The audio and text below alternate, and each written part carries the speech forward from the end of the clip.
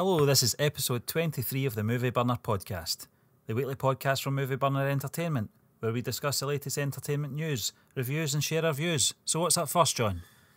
First, Stephen, we're going to discuss the box office performance of Black Panther. It's powered past The Dark Knight Rises in the United States. This thing is just tearing it up. What an absolute monster this film is. It's already grossed over 1.134 billion as of the recording, and it's sitting at 16 in the all-time grossing film list. Of course, there's not a huge amount of competition at the moment, Stephen, to actually challenge it, but that is very, very impressive indeed, I have to say. Yeah, it certainly is, John. Black Panther took in 53% market share in China and represented the fourth highest opening of a Marvel Cinematic Universe title. It launched 16% ahead of Disney Marvel's Thor Ragnarok and is this year's biggest opening of a Western title in China. That's amazing. It is. I did see in an article, because I do like to pop onto Forbes to read box office performances. They are outstanding usually. They kind of track it week to week, day to day, the big releases anyway. And I think they made a comment about it being one of the highest dropping from the first weekend to the second weekend. But listen, that's to be expected. There's big cultural clashes between China and Western society.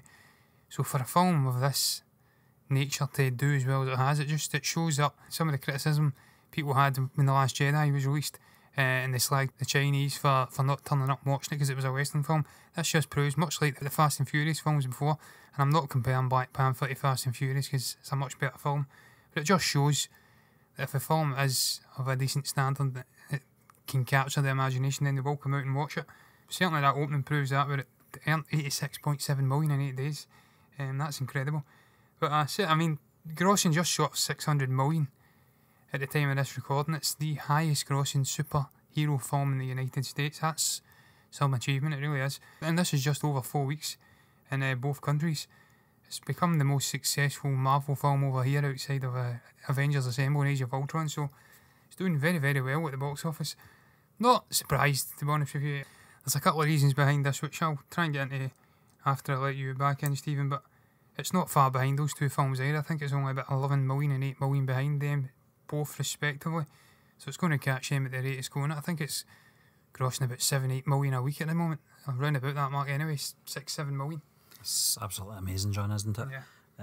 I know it will face, some competition, perhaps, when Warner Brothers Tomb Raider is released. And I think Fox are releasing some gay teen romance called Love, Simon as well. Whether or not these are going to be able to compete with Black Panther, who knows. Be very surprised if they do. Tomb Raider, I think, might have a good run, but it doesn't come as any surprise to me, John, the way that Black Panther it's just snowballed since its release. I also think, having that, I was going to say a cameo there in Civil War, but it was actually quite a larger role than a cameo. But the introduction, I should say, of the character in that film certainly intrigued a lot of people that probably weren't familiar with the character. Both you and I have saw the film now, John. We touched on it last week that although the story was a little bit underwhelming, I think we both agreed on that. And the actors' performances were fantastic. The characters, to me, were a bit underwhelming as well. But I'm not surprised it's powered past The Dark Knight Rises. Certainly is the weakest out of the three in the Dark Knight trilogy. But it's still some achievement. You can't take that away from Marvel Disney.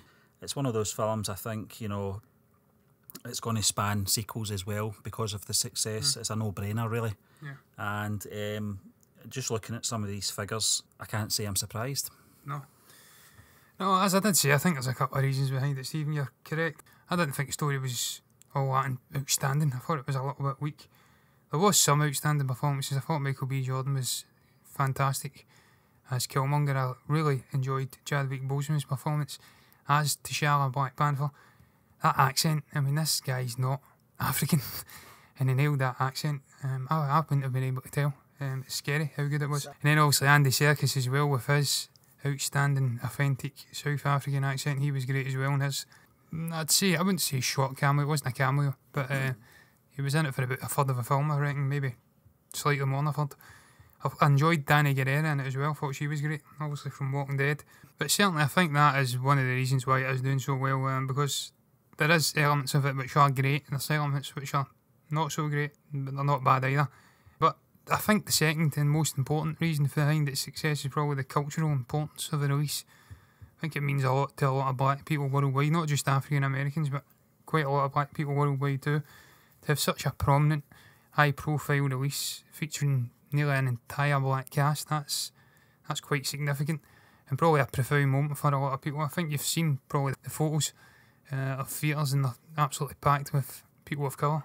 So clearly it's connected with a hell of a lot of people who probably have got close generations, maybe a generation, 2 generations back, who suffered shocking oppression, racism, mistreatment. So to see the progress which has been made with a lot of black filmmakers, writers, actors and actresses all coming to prominence in recent years, I think that's played a big part as well, certainly. But I enjoyed the film. I did enjoy the film. It's certainly not my favourite standalone. That still goes to Thor, Ragnarok, or maybe Ant-Man, and maybe even Doctor Strange. I think it's maybe a three-way tie for them. Thoroughly enjoyed what all those films did.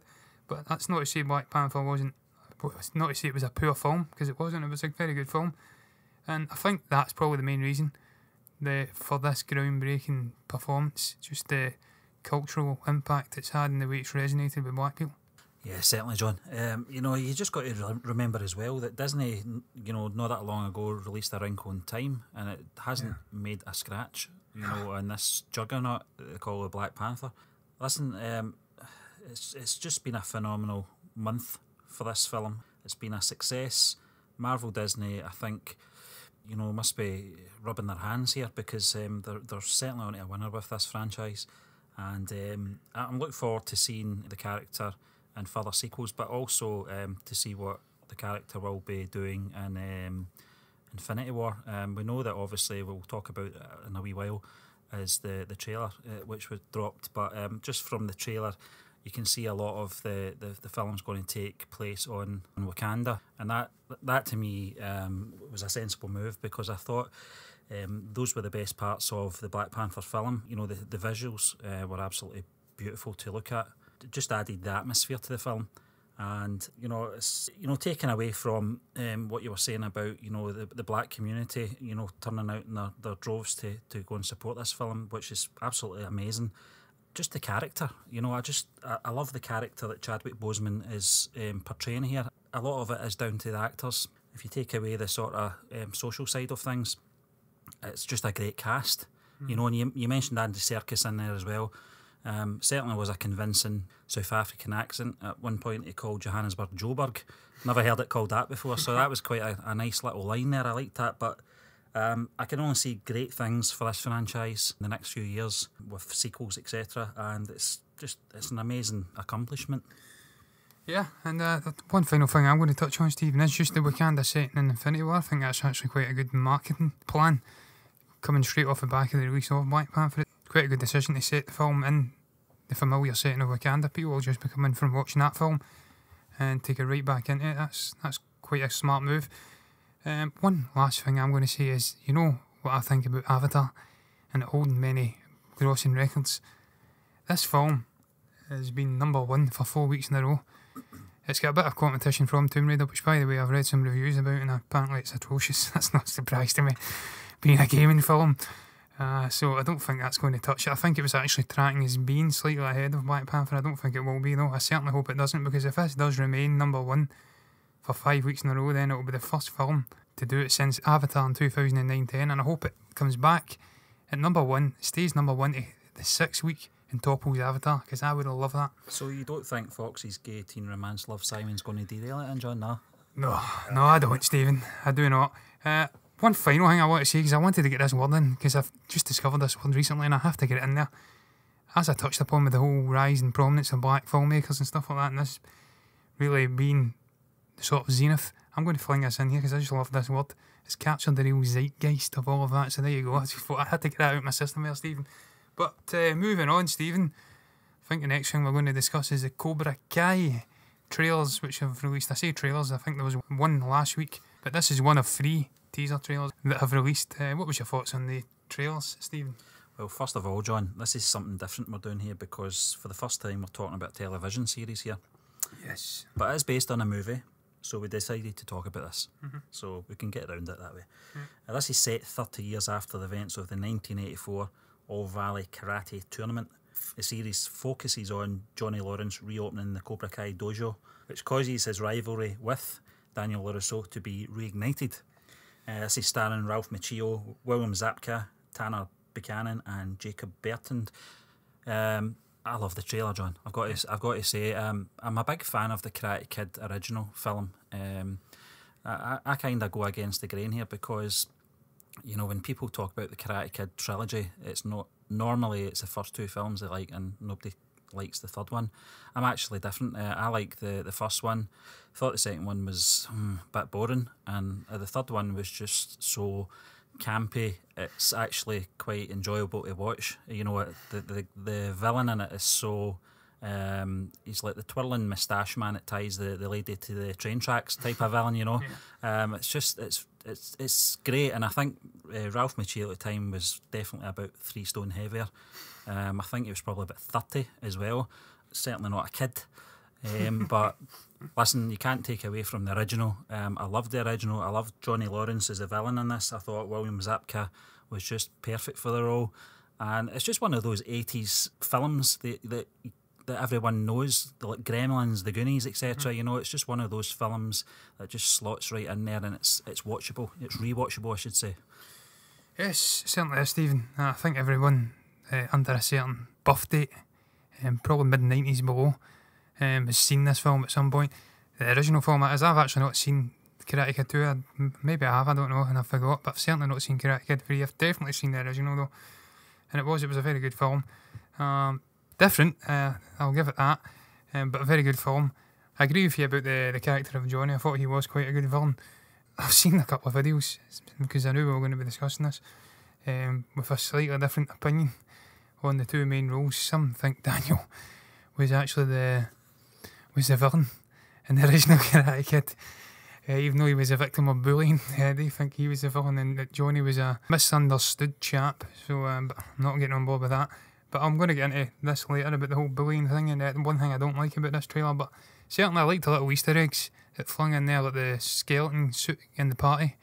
And you can see the character of Daniel looking at him and thinking, I seem to recall that from back in the day. Am I hallucinating here? Someone slipped acid into my drink? But there was a couple of other great little things in there. I love the boy in the dojo saying to Johnny, "Hey Sensei, is there any particular way you want me to wash the windows?" And it kind of a cuts just before he says, "Nah, I don't give a shit." That was a nice little nod to Mr. Miyagi, obviously teaching Daniel in the original one the fundamentals of blocking and stuff like that without really realising it. That was cool. But yeah, I mean, it looked interesting, Stephen. It looks like an interesting TV show. I'm not usually familiar with YouTube Red. I've heard about it on off. I know the likes of PewDiePie had shows cancelled on it, and obviously Logan Paul's had a show cancelled, I believe, as well. That's the only time I've really heard of YouTube Red. I don't think it's quite as prominent over here as it is in the United States, but it's going straight to YouTube Red. But it looks very interesting. It's very interesting seeing these two characters. First time I've seen them in probably about 10 years, because I've not watched the original film in about 9-10 years. So it was cool seeing those two together again. And they're much older. But tell you what, Ralph Macchio just doesn't age. He's like another version of Michael J. Fox. The guy's just another Dorian Gray.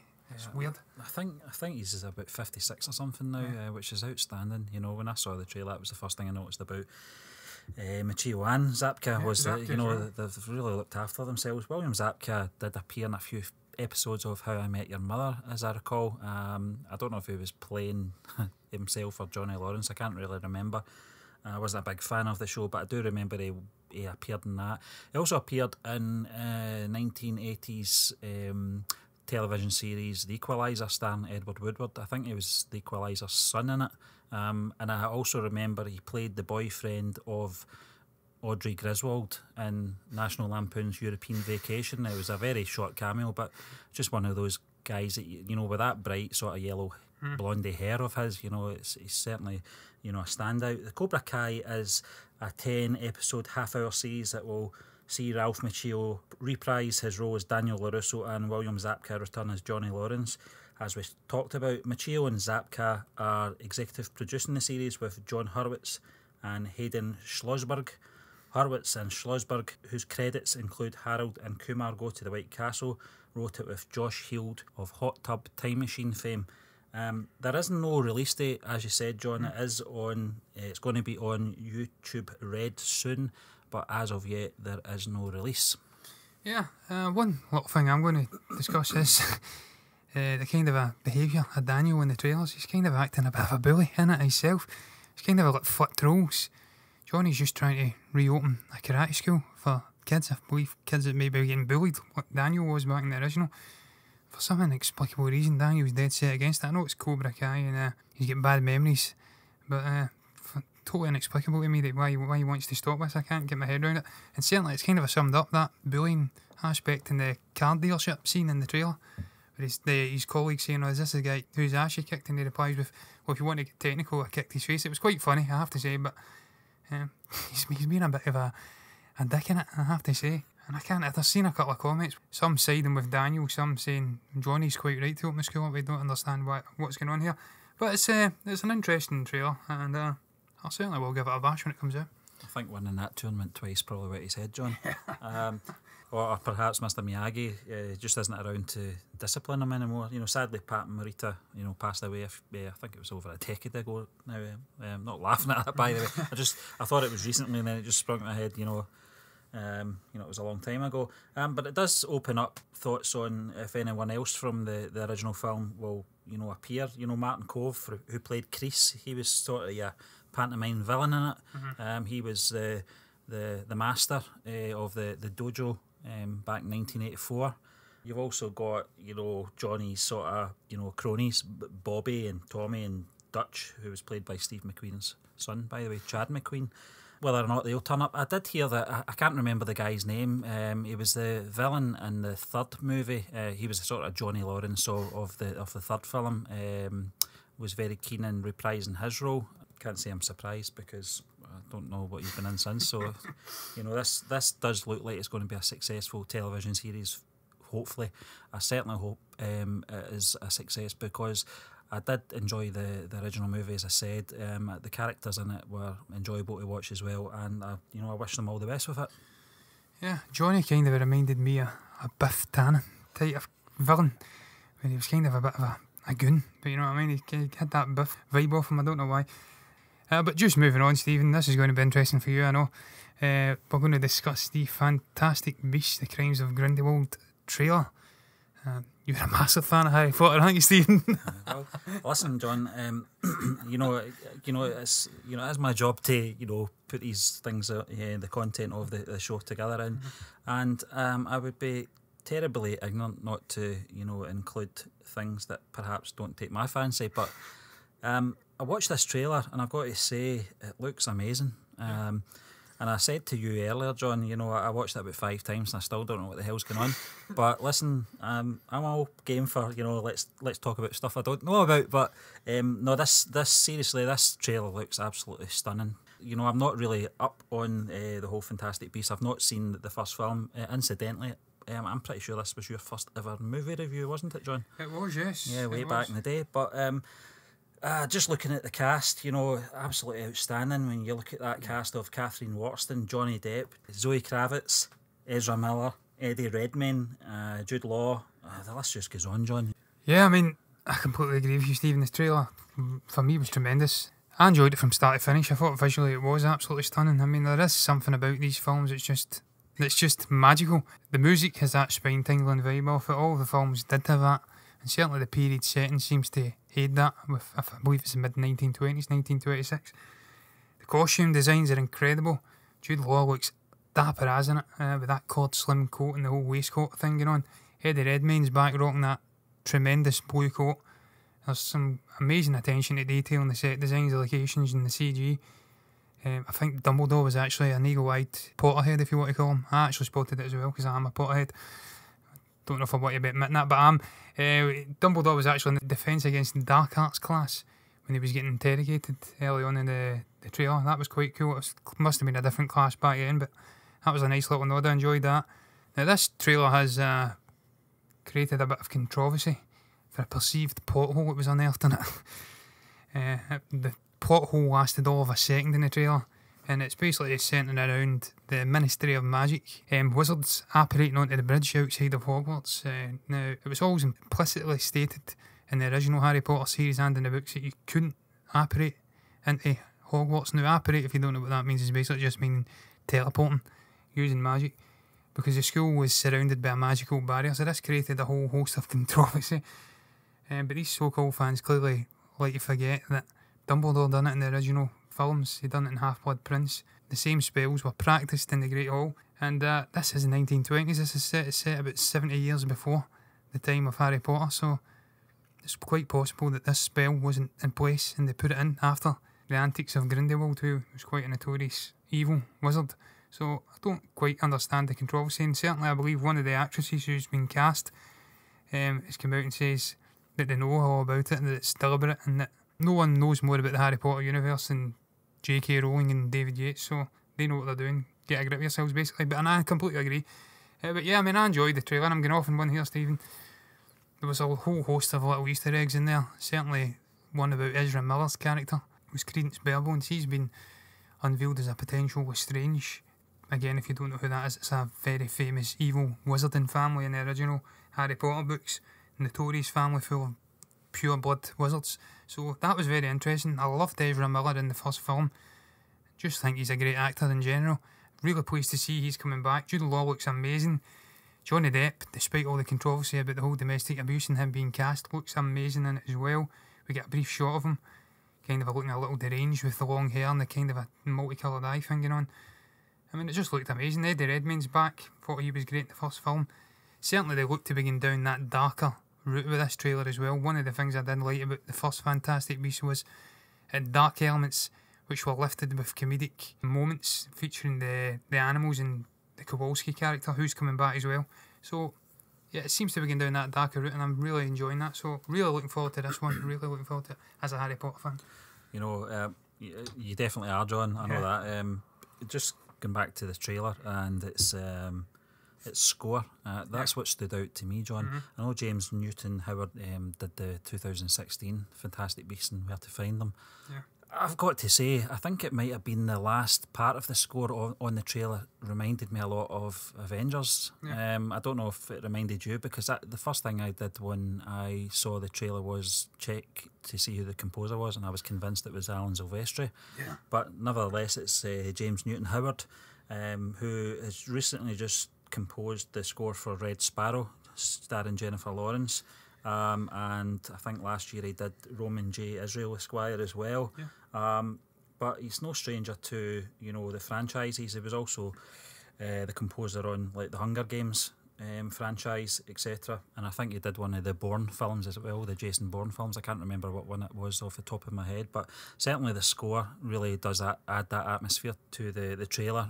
But this, I think, is the first trailer, is it, John? It is, yes. It is, Steve. Yeah, and it certainly caught my eye. As I said, you know, I'm not a big fan of the Harry Potter series at all, you know, and Fantastic Beasts kind of just... you know, it just passed me by. Certainly something, you know, after seeing the trailer, it does intrigue me. And I think that, you know, although I don't really want to go back as far as Harry Potter films, you know, it's a big commitment starting them if you're not that into them. But certainly, you know, I'm only a film behind in this series, and it's certainly something that I'll look back on. Yeah, I think that's why these films are actually quite good in a way, because they can introduce new fans to the franchise without them maybe having to go back to watch the Harry Potter films, because certainly they're connected in the same universe, but they're not. And there's a 70-year gap. That's very much a prequel film, and it's something that can intrigue older viewers as well. Certainly the Harry Potter franchise, it's something people who are maybe born in the 80s and the 90s, growing up, they were young in the late 90s and they get into the Harry Potter thing. So I could imagine it'd be quite difficult for somebody who's older now to go back and watch them, because certainly the first couple, they're very much aimed at a younger audience. Certainly as the franchise went on, it got darker and darker. Actually, my favourite, I did review it a few weeks back, was Half-Blood Prince, and that was the sixth film, so yeah. But yeah, I mean, I thoroughly enjoyed the trailer. Really looking forward to seeing it, despite all the controversy that's been surrounding it for various different reasons. And onwards and upwards. Yeah, John, and just moving on now to our final topic of the week before we move on to box office chat. And this is it's the big one. It's the one that comes out next month, end of next month. It's Avengers: Infinity War. I think this is the second trailer. It's certainly the best trailer that's come out. Okay. I know that, you know, probably over the next 3 or 4 weeks we're going to get TV slots and stuff like that anyway. But this one really did appeal to me.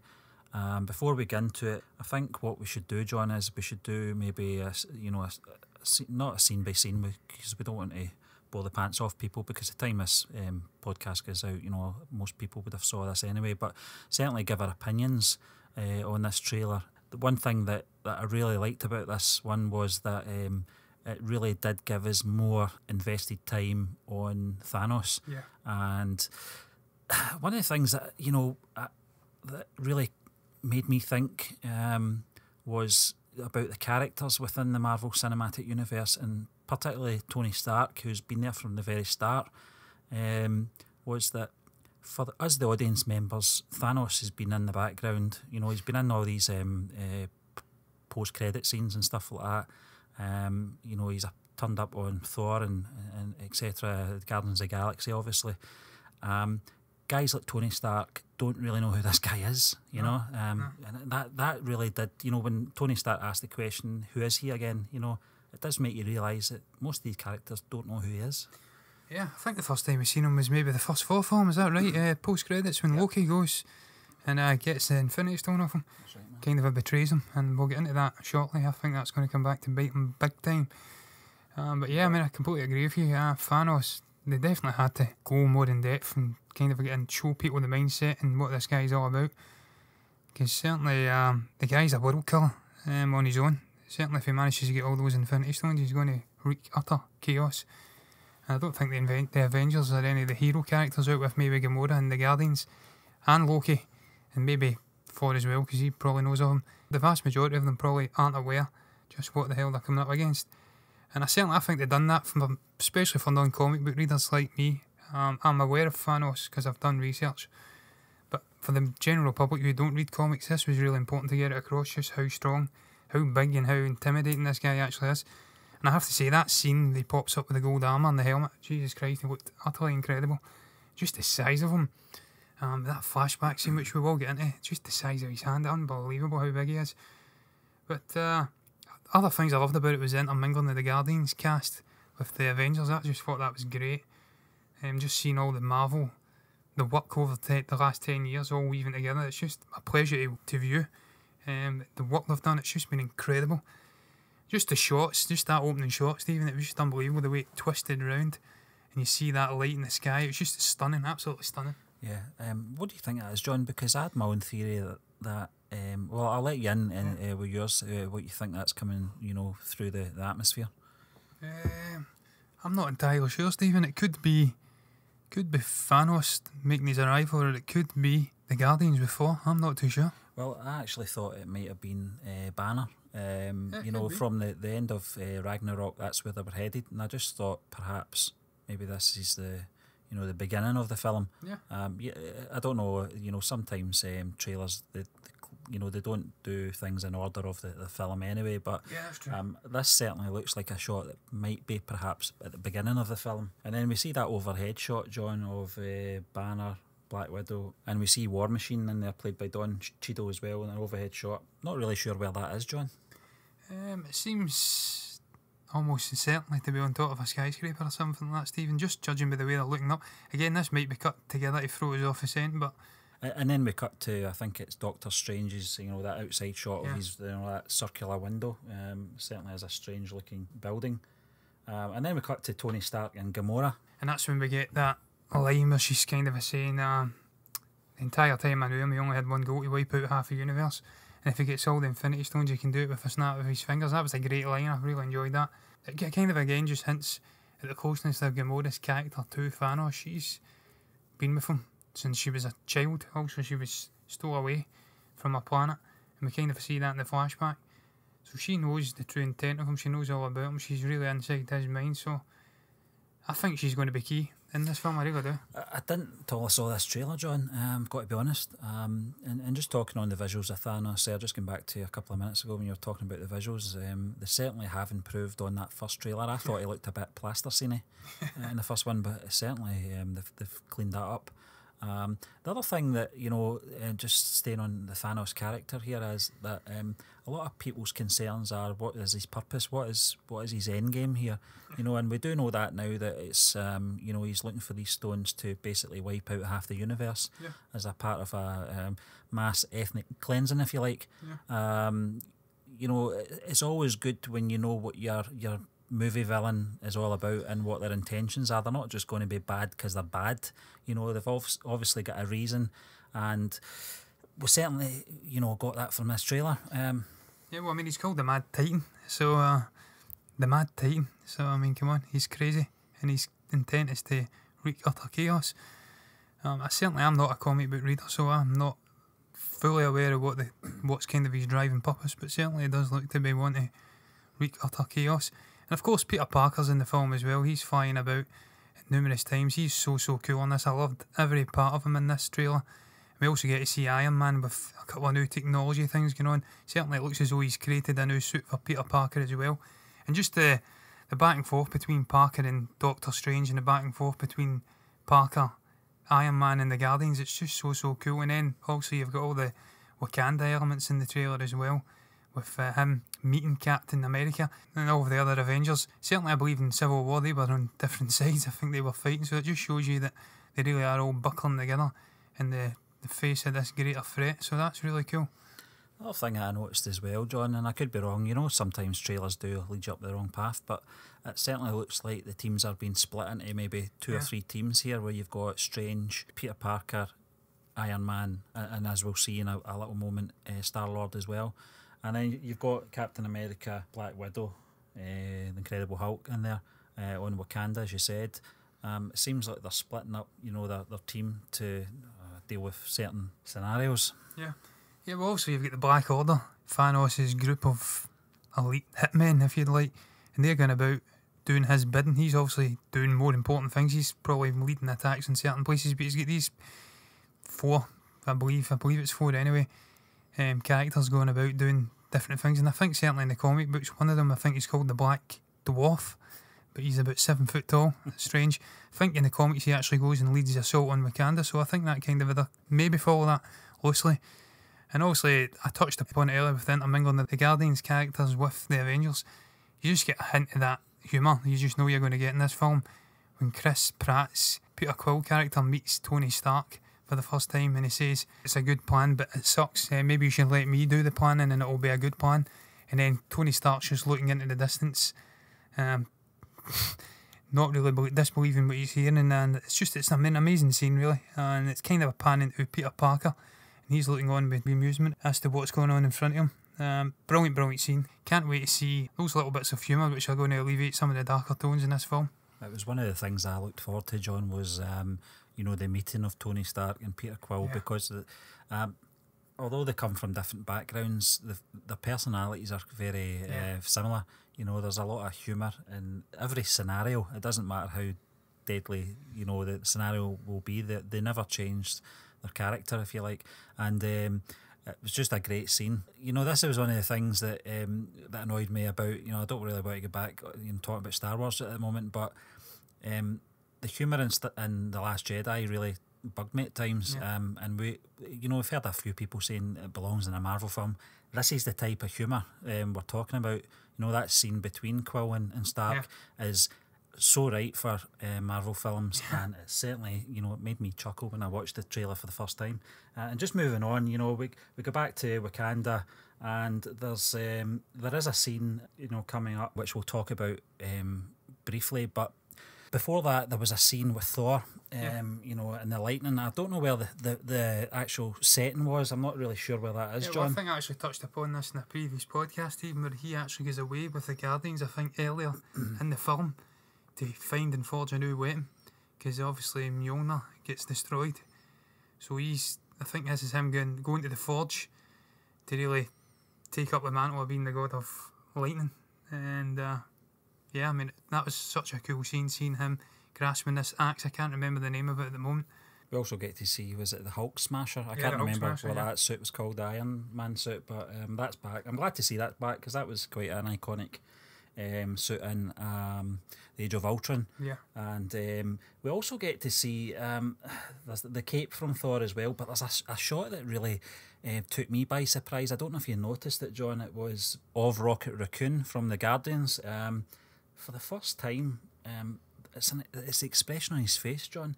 He looks petrified. Yeah, he looks on and on, yeah. You know, and I don't know what he saw here.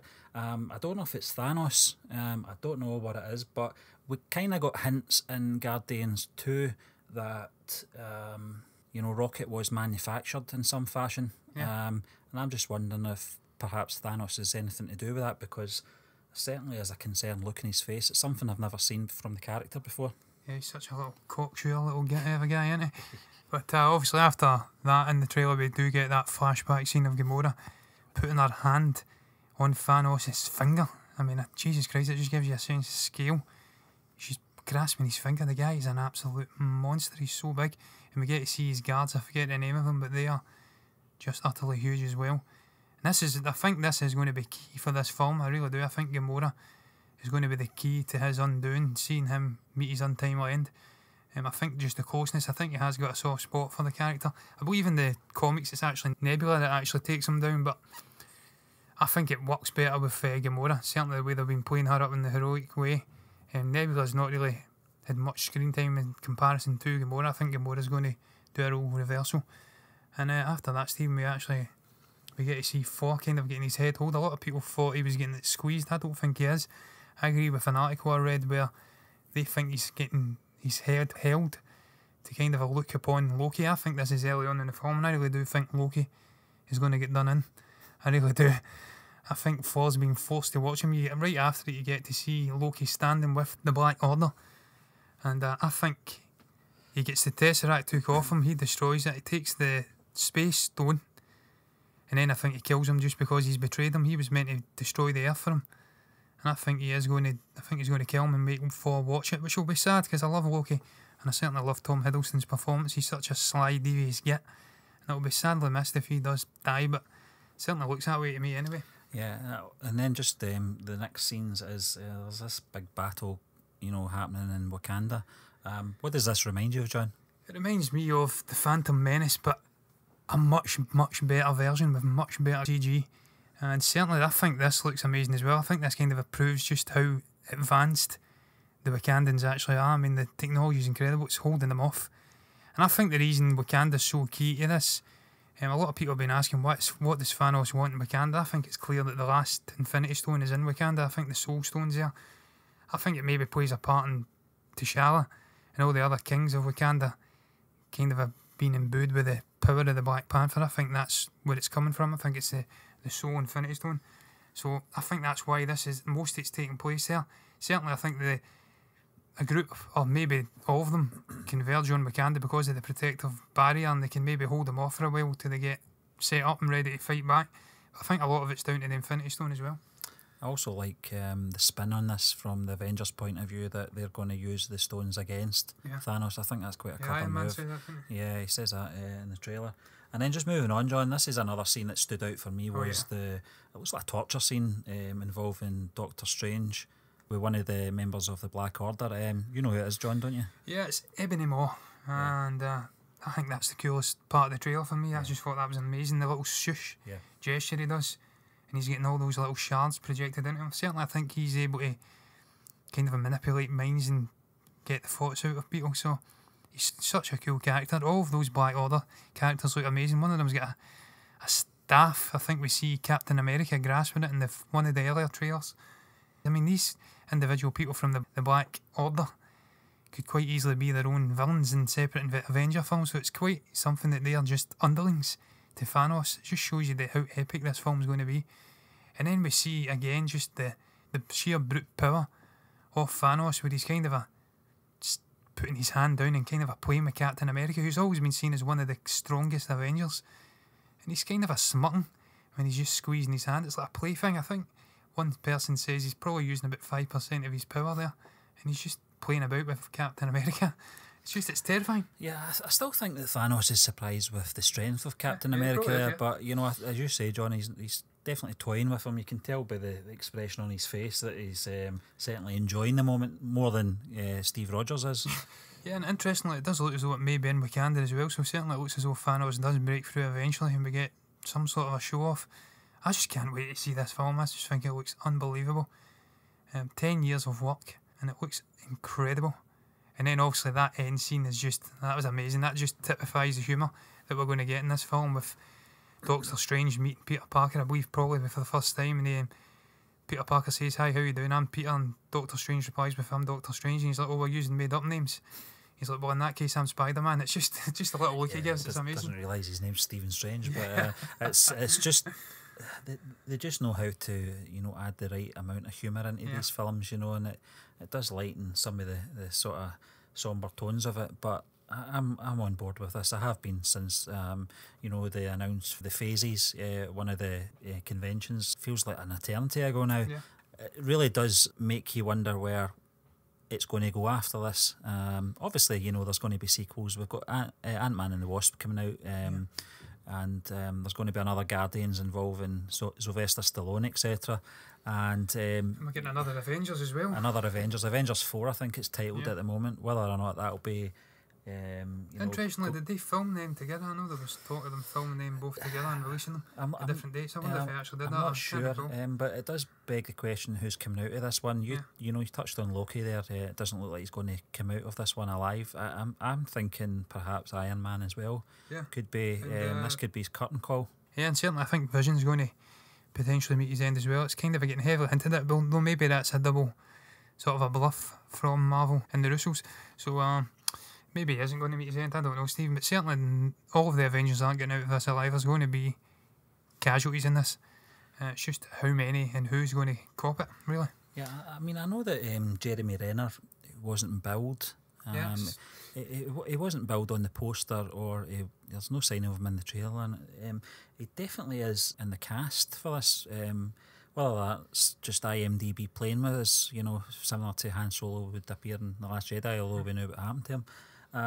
Benicio del Toro as well, as a collector. Yeah. I don't know if he was billed on the poster. I didn't see his name. And certainly Paul Rudd as well as Ant-Man. Doesn't look like he's going to appear there. But I think, you know, I have read somewhere that the Ant-Man and the Wasp is going to explain a lot of that, of his absence, which is a shame because I actually liked the standalone film. Yeah. It's one of my favourite standalone films from the MCU. But it's going to be interesting. Certainly looking forward to it. Tickets are available for this now, John, aren't they? They're definitely available on Fandango, etc. But yeah, certainly going to be going to see this one in the first few days of its release anyway. Absolutely, I think this will be a multiple viewing effort, and it's certainly by the looks of the record-breaking ticket sales already.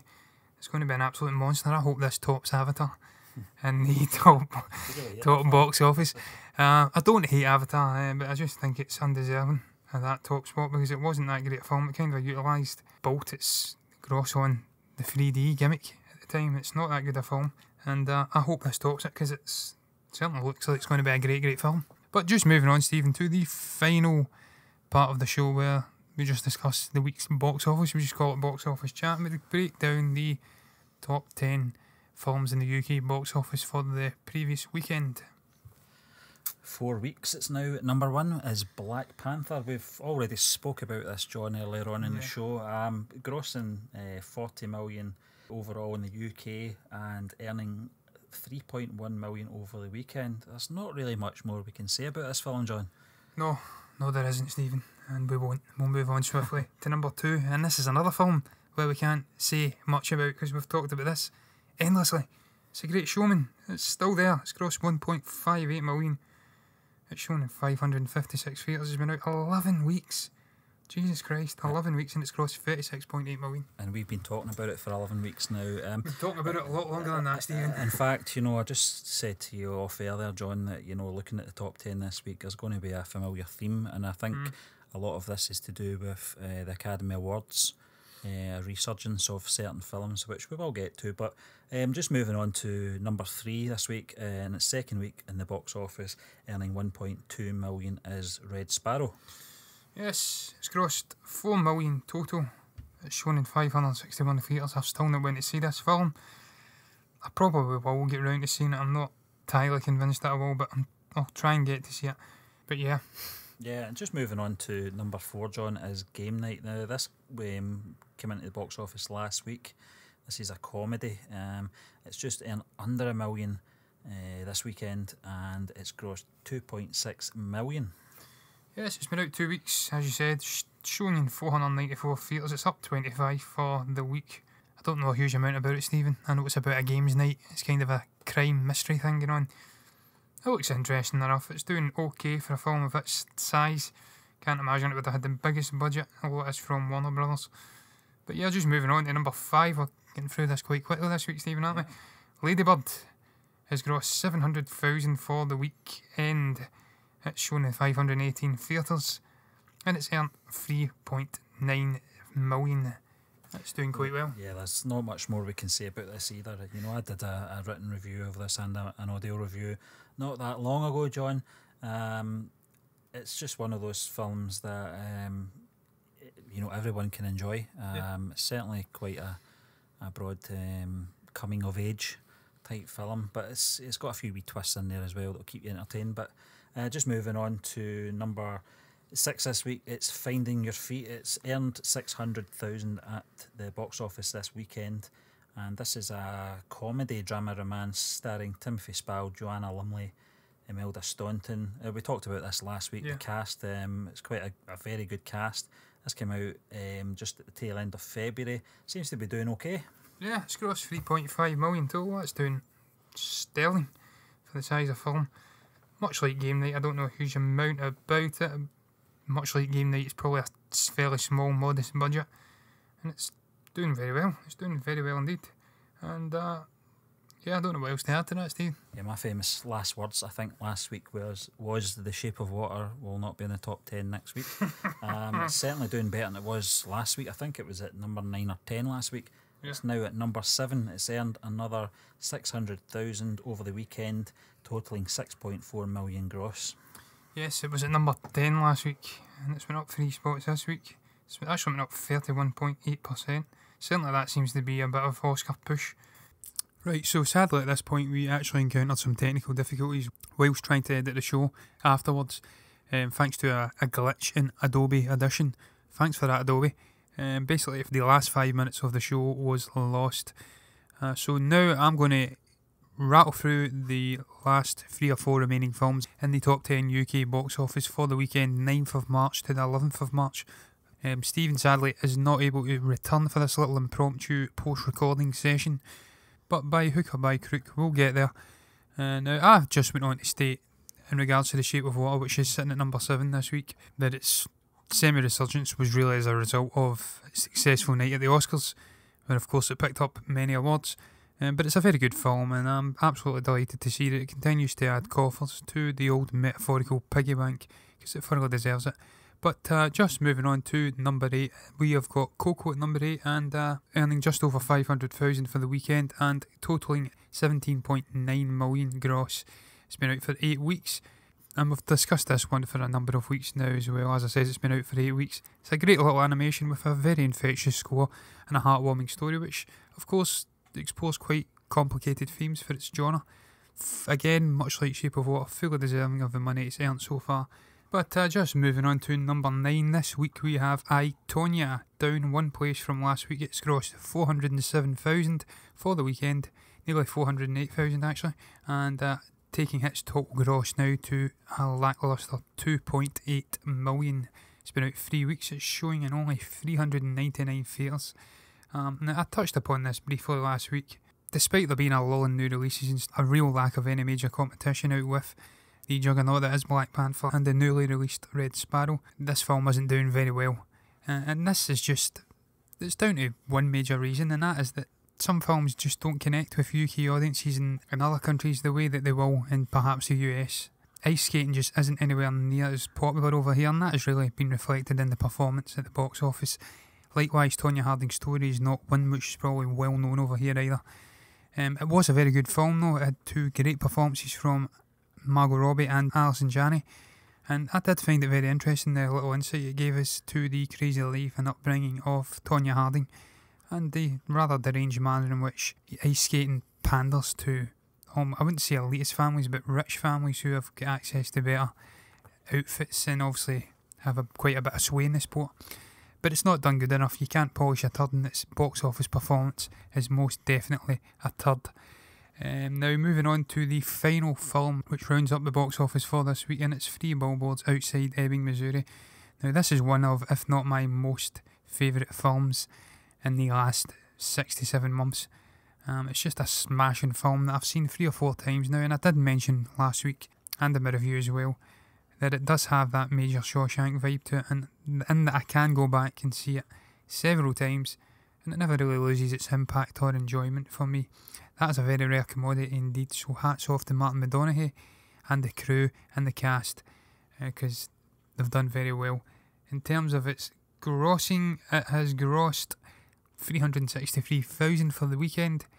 It's down 10%, it's shown in 359 theatres, and it's grossed a total of $13.6 million. It's been out 9 weeks now, and it's been yo-yoing in and out of the top 10, and I think certainly much like The Shape of Water, this is down to some post-Oscar buzz really pushing it back in there. People who have maybe not seen it, seen how it performed in the Oscars, deciding, you know what, I'll go and give this a bash.